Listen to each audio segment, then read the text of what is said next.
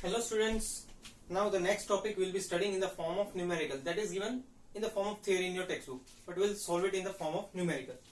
So in the last lecture we have studied that whenever there is a conductor moving in a magnetic field, there is an induced EMF produced inside it. Okay, so here we'll take the same construction.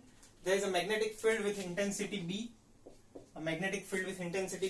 there are rails on which the conductor is moving. Conductor is of length L and resistance R, or you can say internal resistance R, and these rails are frictionless, so that there is no friction on it. Now the first question is to find induced EMF in the rod. We have find it in the previous theory. EMF is BVL, that was negative sign was just showing the direction of it. So if I put it in mode, then I can write it as this BVL. This will be my first answer. Okay, what is the induced EMF inside the rod? Induced EMF is BVL. Okay, now what is the current inside it? What is current? E is equals to IR. So this can be written as E by R. Can I write it in this form? I is equals to E by R. So then the current will be equals to BVL upon R. Okay, can I write it in this form? Yes. So what I have got? I have got current and I have got induced EMF. The next question is force required to maintain the motion of the rod with velocity V. Okay, so before moving ahead,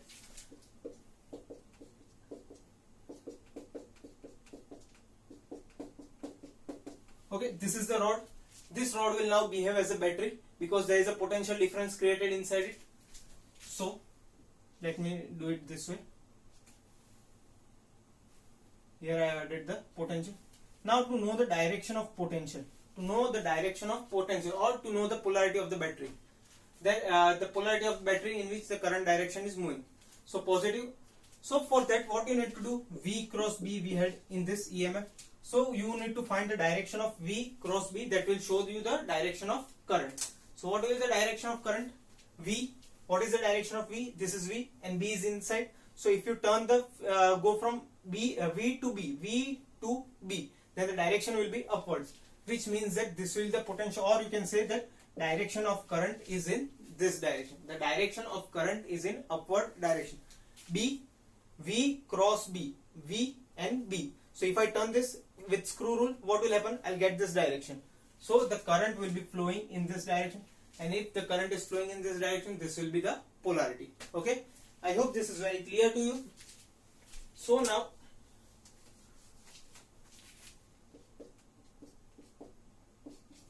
okay, now here there is a rod with a current carrying wire. You can assume it as a current carrying wire. So whenever there is a current carrying wire, there will be a magnetic force acting on it. We have seen in chapter 4. So what is the direction of current? What is the direction of force? The magnetic field going inside. Direction of positive charge, that is current. Direction of current. Magnetic field, current. The magnetic field force will be in this direction. That is, my palm will show the direction of force. Once again, the magnetic field going inside, the direction of the current, that is shown by my thumb, and force will be in this direction, which means that there will be some force, magnetic force acting on it.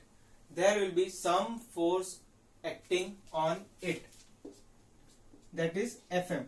Okay, now what is the formula for this? BIL. We have studied this in your chapter 4. You can just revise it very fast. Okay, now this is now the next question, force required to maintain the motion of the rod with velocity V. Suppose we are pushing the rod in this direction with velocity V, which means that if for example I have just pushed a small and then I have stopped, what will happen? It will stop because there is opposite force acting on it. So if I want to continue with same velocity, if I want to continue to move with same V velocity, what I need to do? I need to apply some external force in this direction. Which will be equal to F external. Okay, so I need to apply some force that will equal to external force. What will that external force? F external will also be equal to BIL. Okay, I hope this much is very clear to you. You can just very fast copy it. Then we'll move ahead. Okay, copied. So now here we can just put the value of I also over here. That is from over here. Value of I will be, suppose I write B, L and I. Then I'll put the value of I, B, L. I is B, V, L upon R.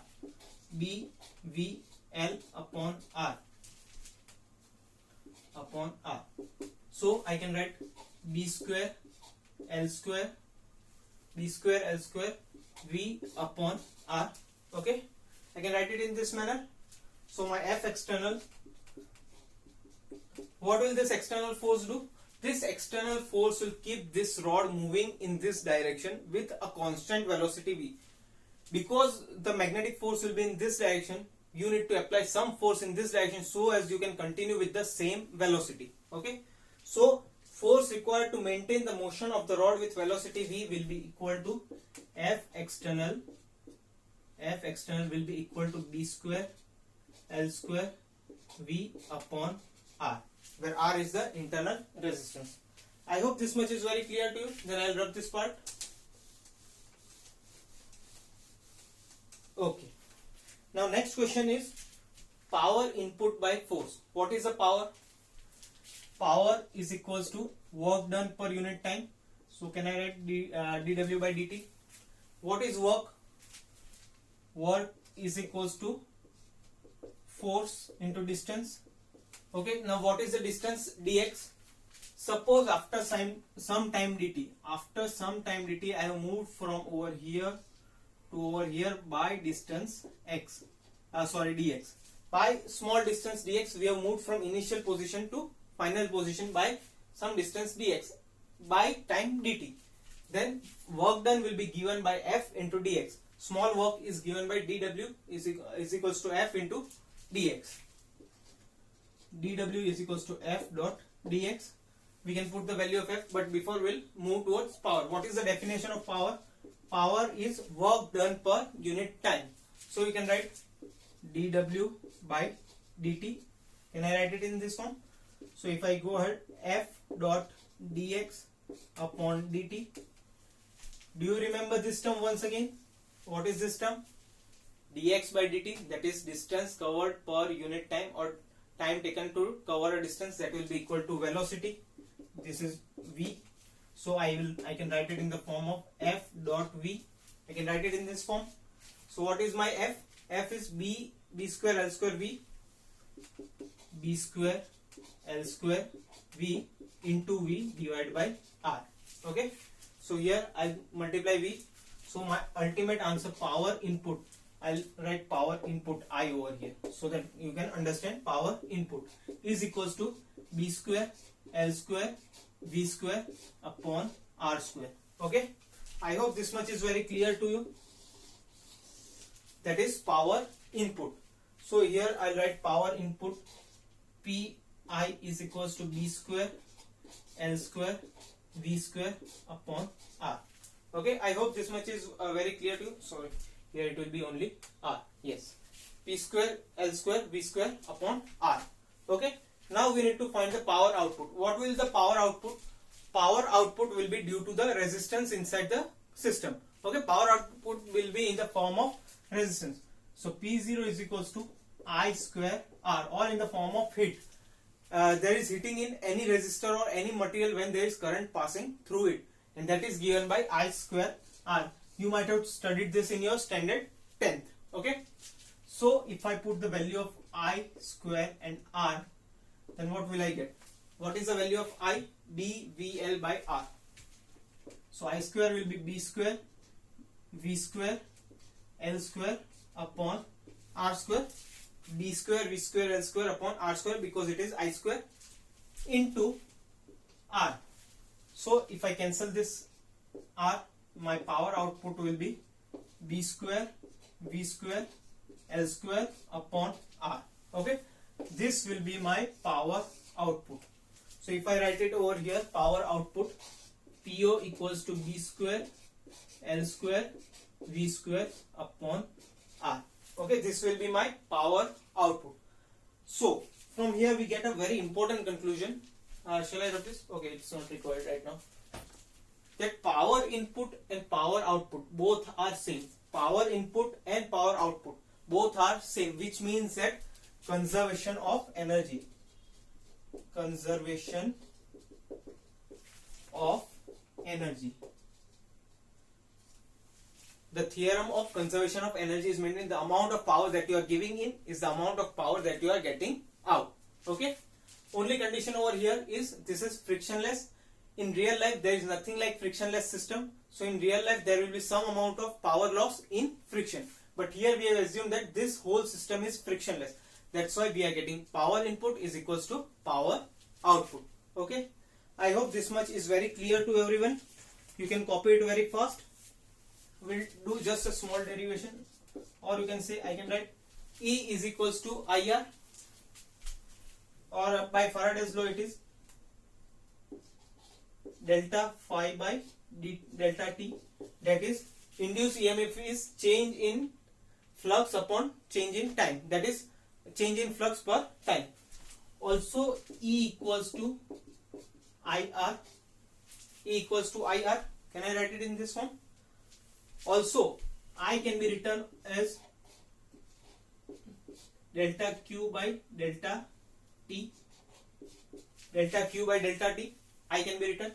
I is what? Flow of charge per unit time. Rate of flow of charge. Okay. So here if I put instead of this value, I can put the value of this. That is delta phi by delta T. Delta T will get cancelled. So if I want to find the value of what is the charge, flow of charge delta Q will be equal to delta phi upon R, will be equals to delta phi upon R. If you want to find the flow of charge in this system or the flow of charge in this rod, then you can directly use this formula. Delta Q is equals to delta Q is initial charge minus final charge, that is delta phi, that is change in flux, upon R, that is the resistance of that particular rod. I hope you have got this theory or this numerical. So till then keep studying. Have a nice day. Thank you.